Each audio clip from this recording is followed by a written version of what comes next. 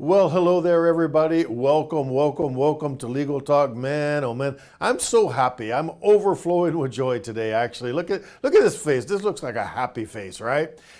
And the reason why I'm happy because I got all the audience out there with us. I'm very pleased, very happy to have everybody out there watching the big show, and hopefully I can bring some really good content to you. Now, I'm a guy that likes to learn things. I like to know things, right? Just anything in general, right? And by the way, if you're a lawyer, if you got a lawyer out there and he's not intellectually curious, he doesn't like to learn things and know new things, man, just a red flag there, right? I'm not saying change lawyers. I can't tell you that, but if your guy is not out there like learning new things, then you want to think about that a little bit, right?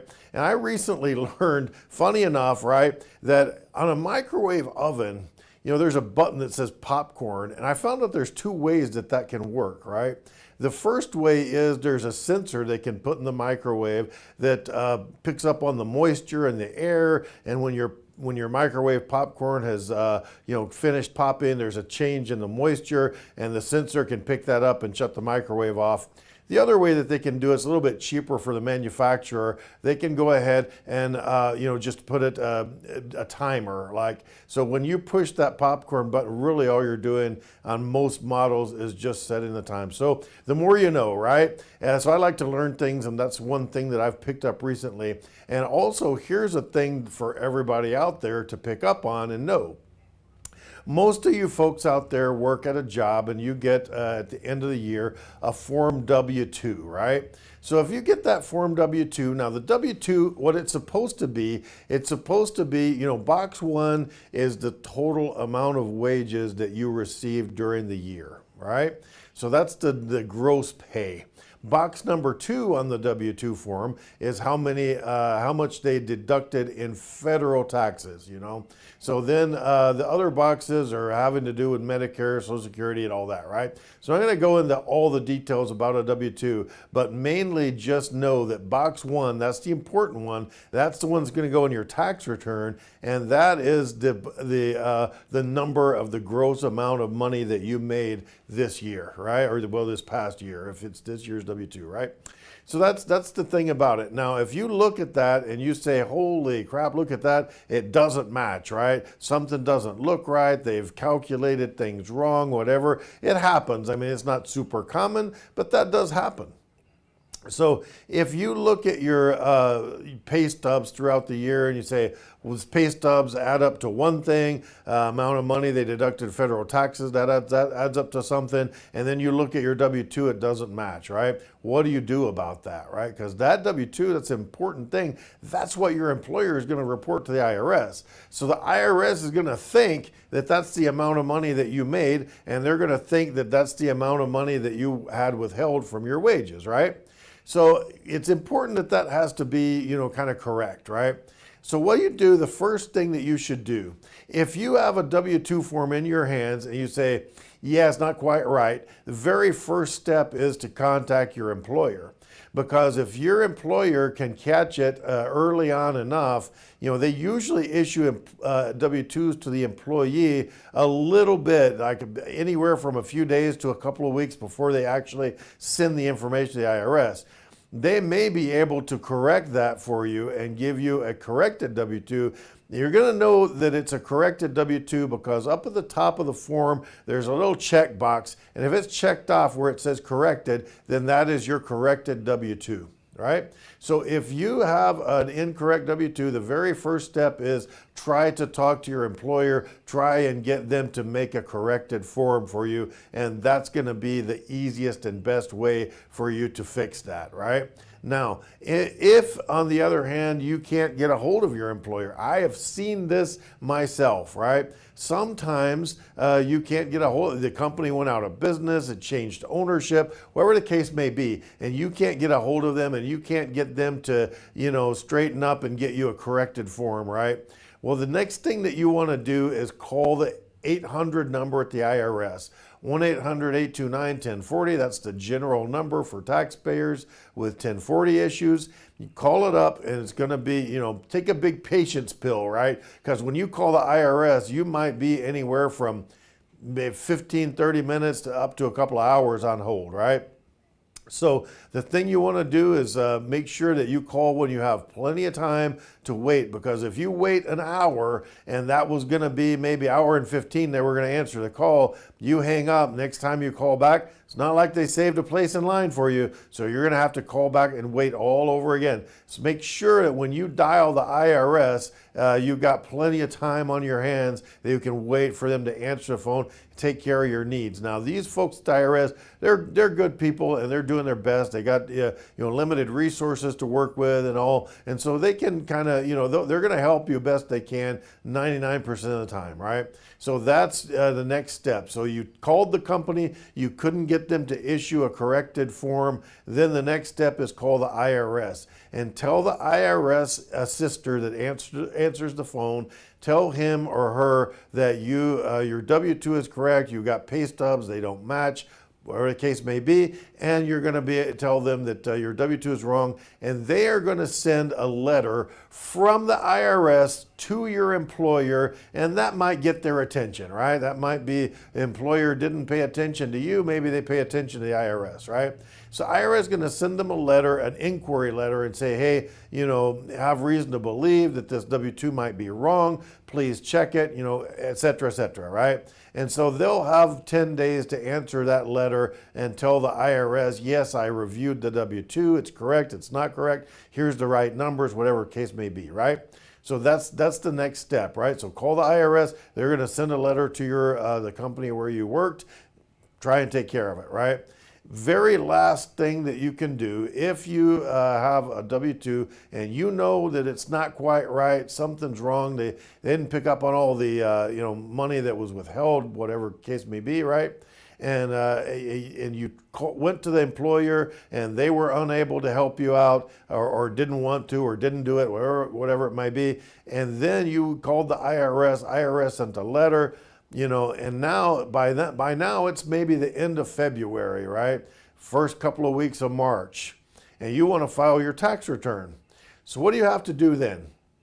There is a form 4852, and you can do, and the form 4852 is called a substitute W-2.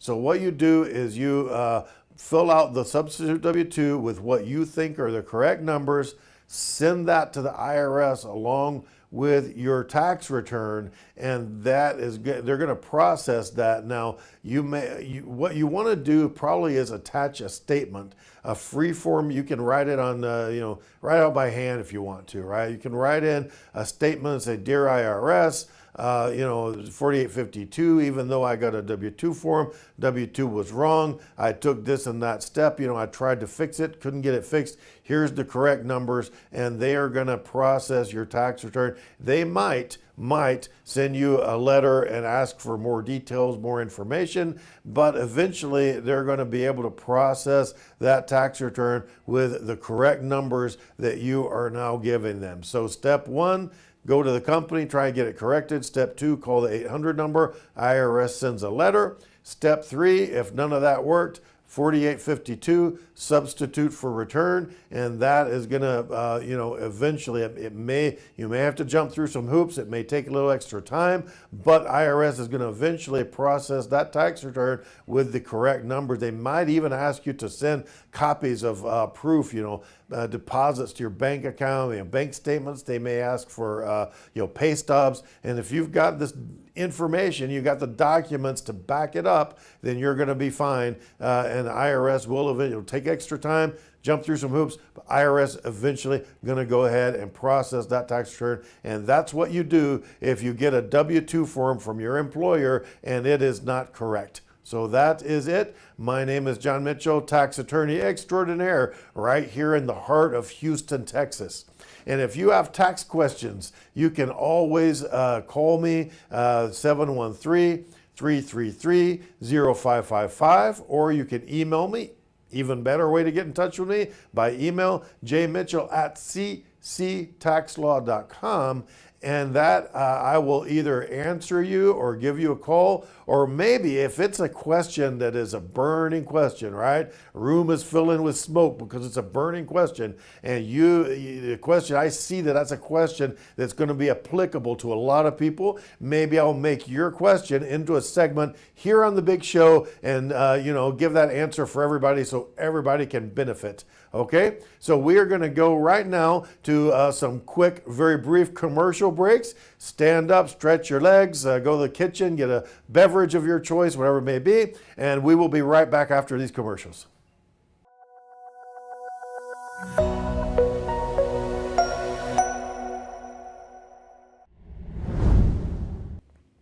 All right, folks. Hey, welcome back. Hope you enjoyed that little brief interlude, the brief commercial breaks. We got to take that, got to pay some bills around here. And so we are back right here with Legal Talk. I've got another topic. Question came in, right? People want to know, burning question. You got smoke-filled room because the question is burning, right? Everybody wants to know about this. Let's say you work for an employer, right? You get paid, you go to work, you get paid. Couple different ways that can be handled, right? So you either get at the end of the year a W-2 form, or you're going to get a 1099 form, right?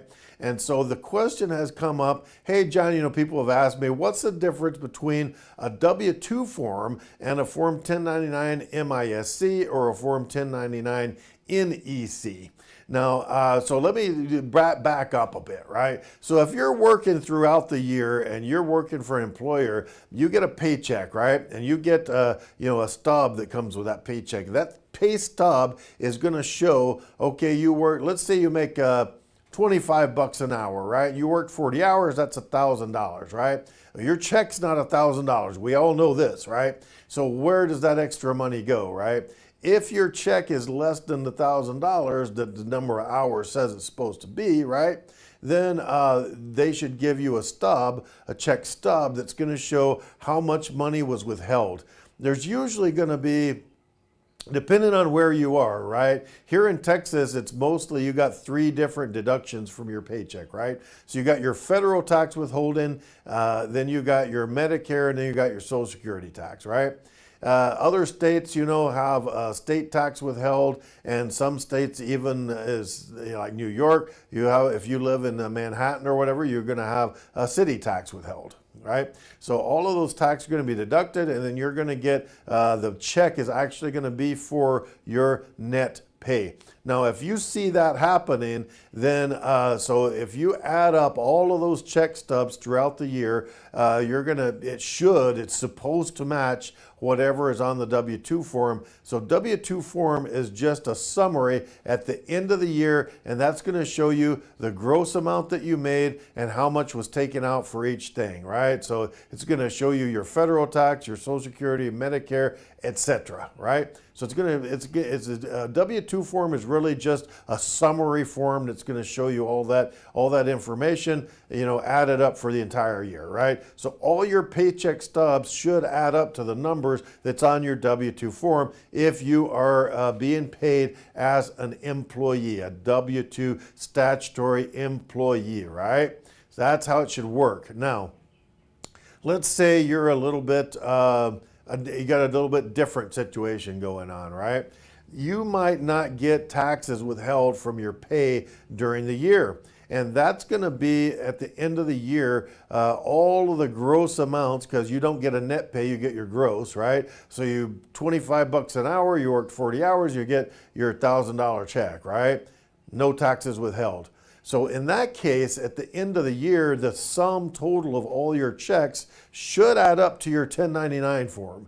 And there's there's more than 2, but mainly we're talking here about 2 different kinds of 1099 forms, right? Get my tongue tied here. So 1099 NEC and a 1099 MISC. Now the MISC was all there was. There used to be a NEC. It went away. Now it's back as of about 3-4 years ago. And so NEC stands for non-employee compensation.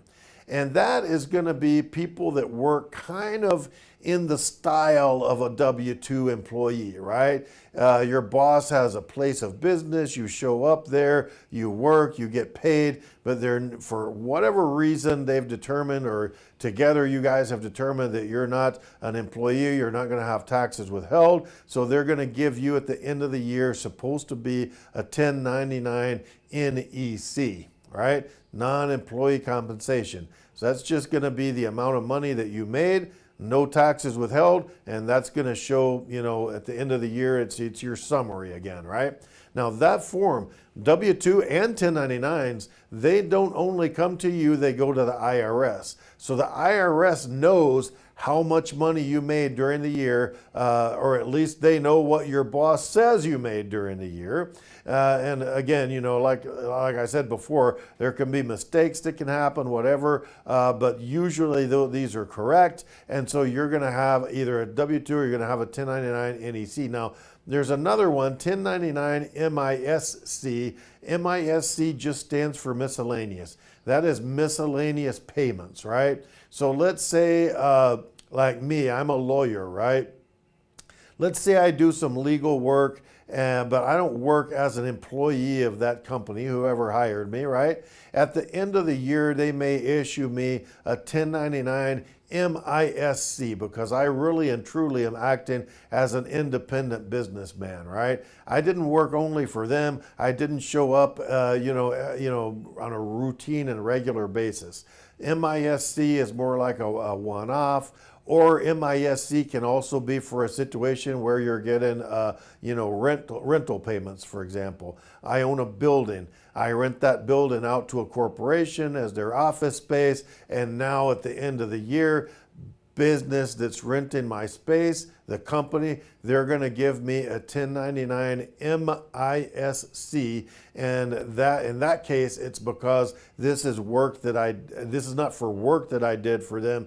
This is for rents, let's say. Also, you know, another way is royalties. You know, that also can go on an MISC, and there's other things like farming and fishing type things, but mostly we're talking about workers here. So if you get a 1099 MISC, you know, sometimes employers, because for years the NEC went away and there was only MISC. You know, some companies have not gotten the memo yet and they're still giving MISCs. Not really a big deal from your standpoint as a taxpayer because you handle that form the same way, right? You get that form, you put it on what is known as a Schedule C.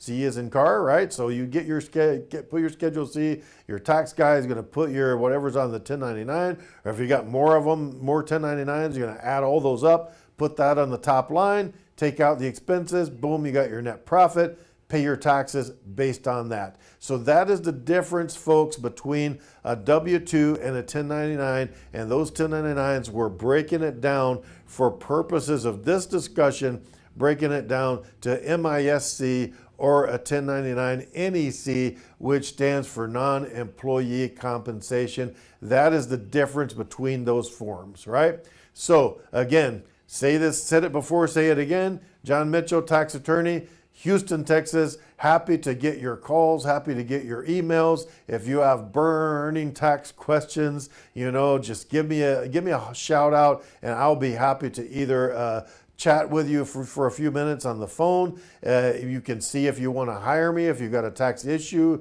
IRS charging you a bunch of money, come see me, I take care of it, try my best to anyway.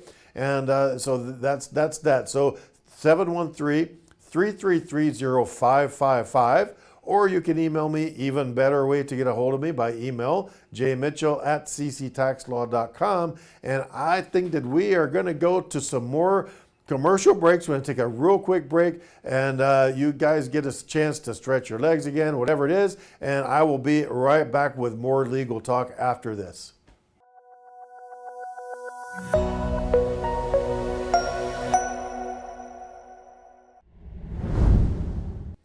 Well, hello there, everybody. Welcome back to Legal Talk. I am your host, John Mitchell, as you know.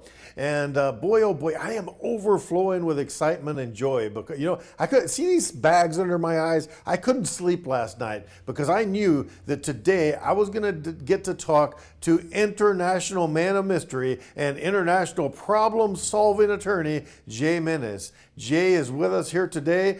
Jay, welcome back to the show, man. Thank you. Thank you, Tony Mitchell. How are you?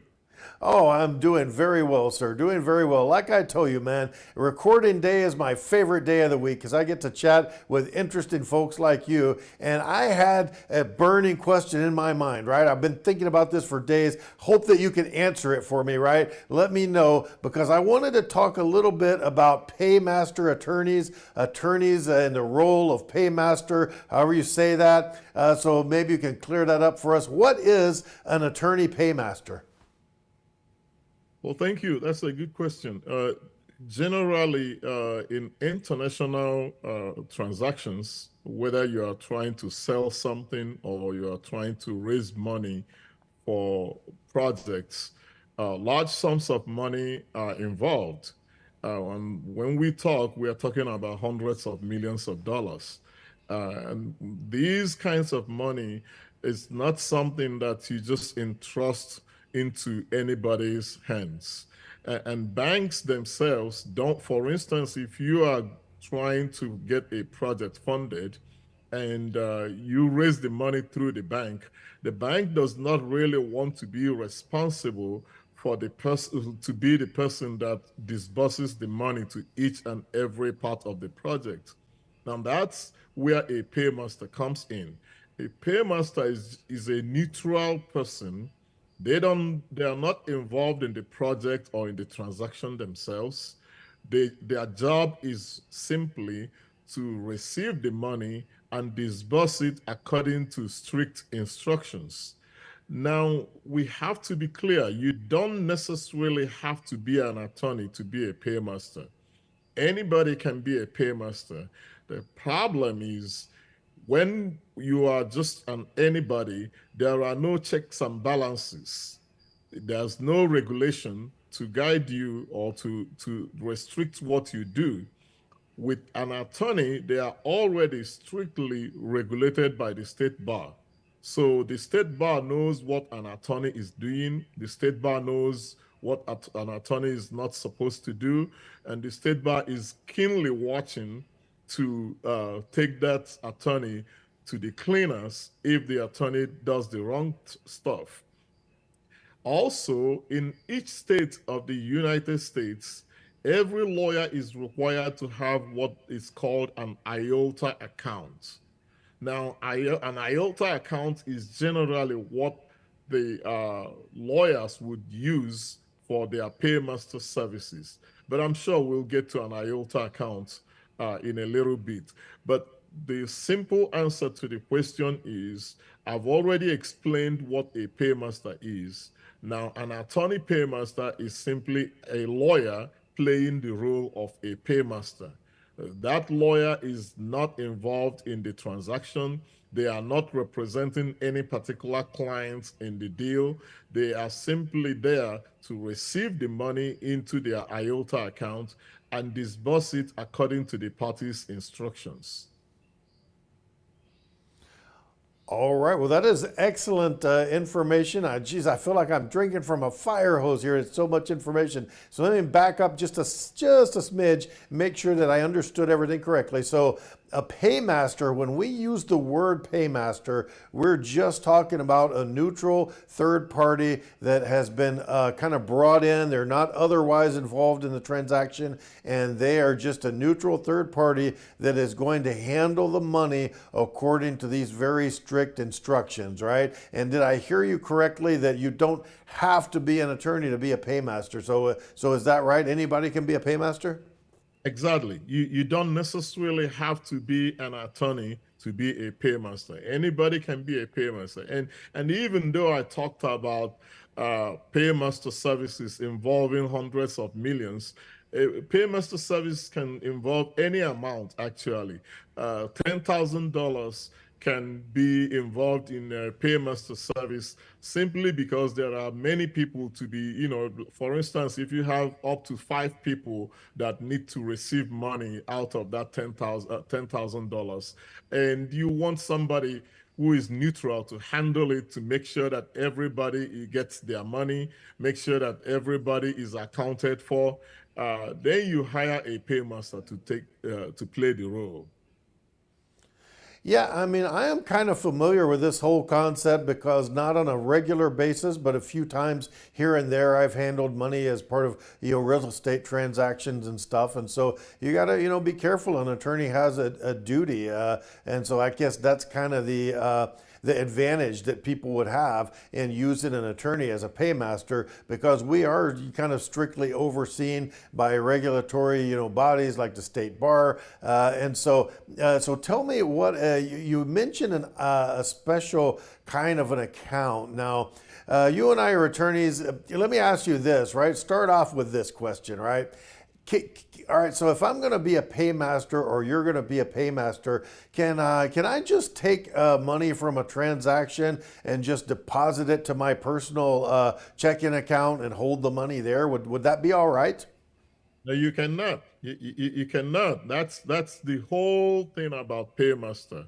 You have to have a special account designated for that purpose. Now, this is where having a lawyer as a paymaster actually serves you better, because with a lawyer, every lawyer in almost every state I know of, I haven't heard of any state in the United States that doesn't require lawyers to segregate funds that don't belong to them. Now, remember, the funds in the account doesn't belong to the lawyer. So because it doesn't belong to the lawyer, you cannot commingle it with your regular checking account or your payroll account or some other account. No, you cannot do that. You have to put it aside, and that's where an IOTA account becomes necessary for lawyers. Okay, very good. So I'm going to handle some money as part of a transaction. That's not my money. I need to segregate those funds. So can you tell us what does IOTA? What does that? That is a weird word, right? Like acronym, I guess you'd say, better yet. But what does that stand for, and what's the significance of an IOTA account? More to the point, how is the state bar involved in that? It is, yeah, it is in fact a weird name. IOTA is IOLTA.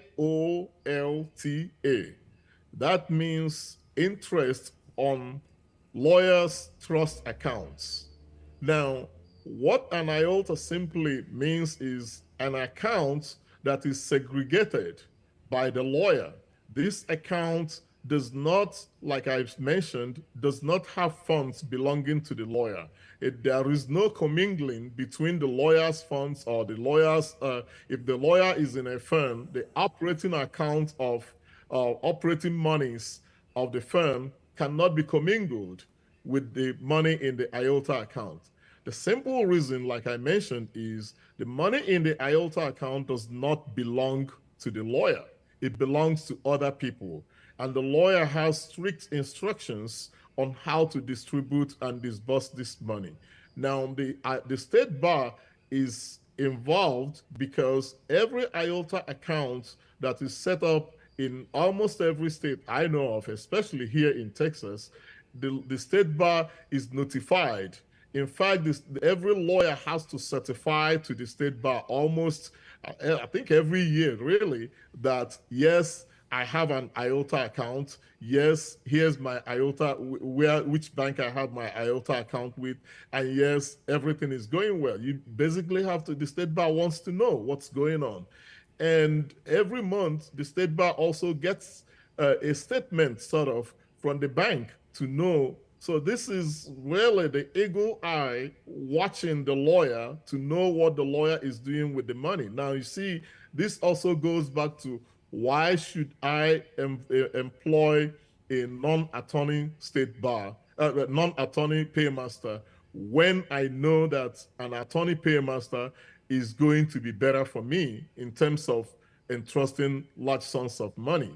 So that's really that goes to the core of why an attorney paymaster is better than just an ordinary person out there who claims to be a paymaster. Yes, sir. Well, that is all excellent information, man. We sure do appreciate you being on the show with us. As always, we always appreciate it and appreciate it even more today. So what I want to tell folks out there, just to kind of wrap it up a little bit, put a bow on this big conversation, I tell everybody out there, if you have any kind of a transaction going on, you want to have a neutral third party handle the money, be sure and use an attorney paymaster, because we are, under the watchful eye of the state bar, and not going to be any funny business handling those funds, right? And especially you, number one, want to call up Jay Menes and have him help you, walk you through your transaction, act as a paymaster, or maybe you'll recommend somebody else, whatever the case may be. But definitely call Jay if you got some kind of a issue and you want to get a paymaster, and you want that to be an attorney, so that you can have a level of trust, confidence, seriousness in the way that the money is being handled, right? So Jay, one final question. If people out there need a paymaster and they want to get in touch with you, how would they go about doing that? Very easy, very easy. They can easily send me an email at lawyermenace@proton.me. lawyermenace@proton.me. They can also reach me on any social media. All you gotta do is look for the handle Lawyer Menace. For email, very easy. Oh, I've already given my email for phone. It's easy also. If you are here in the United States, call me up 214-335-6011. If you are calling outside of the United States, you have to put +1 214-335-6011. +1 214-335-6011. We cover all over the world. We have clients in Mexico. We have clients in South America, everywhere. So I'll be glad to help folks. Excellent. Well, folks, you heard it right there. Attorney, superstar attorney Jay Menes, international man of mystery, problem solver. Give him a call if you need any of these types of services.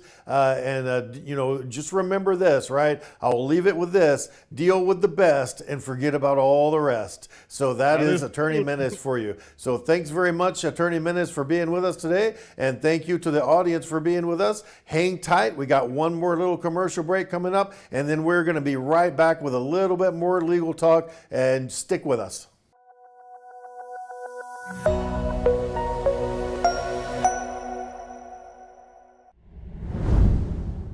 Well, welcome back, everybody, man. I hope everybody had a really good little commercial break there. Got a chance to get up, you stretch your legs, you got a hot or cold beverage of your choice, maybe both, man. It's a happy day. Maybe you got two beverages of your choice. How about that, right?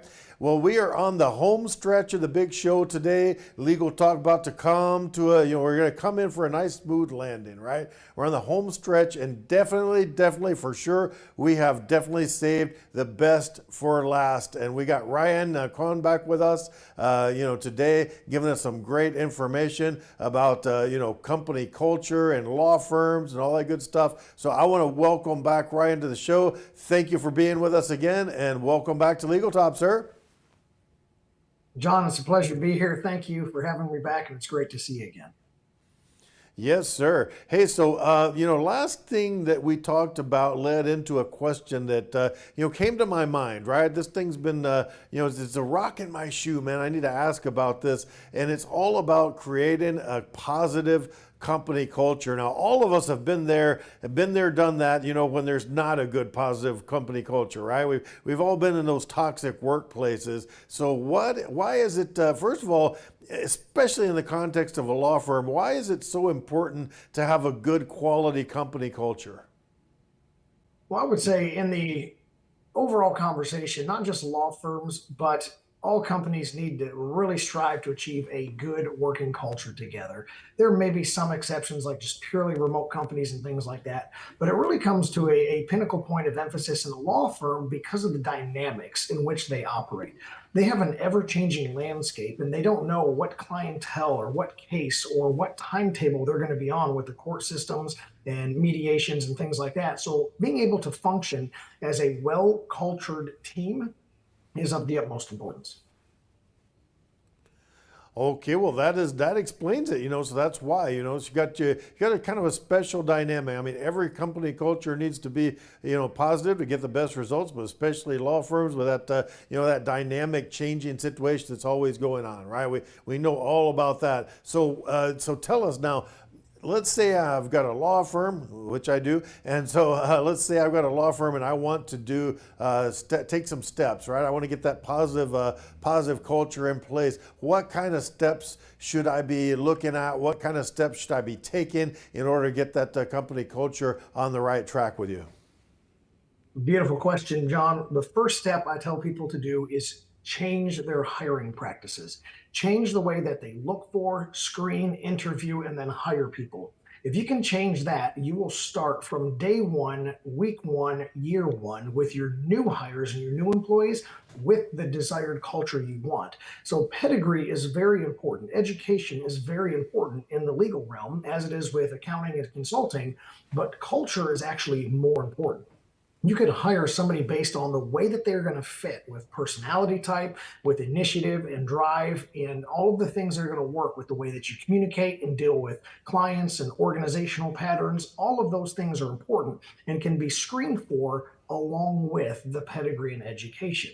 So that would be the first step. The second step would be to take the overt actions to announce to the company that we are looking to move our culture to a new area, to a new vision where we want to interact with each other and our clients and the court systems and all of the other professionals out there in this style. So here's our vision, here's our goal.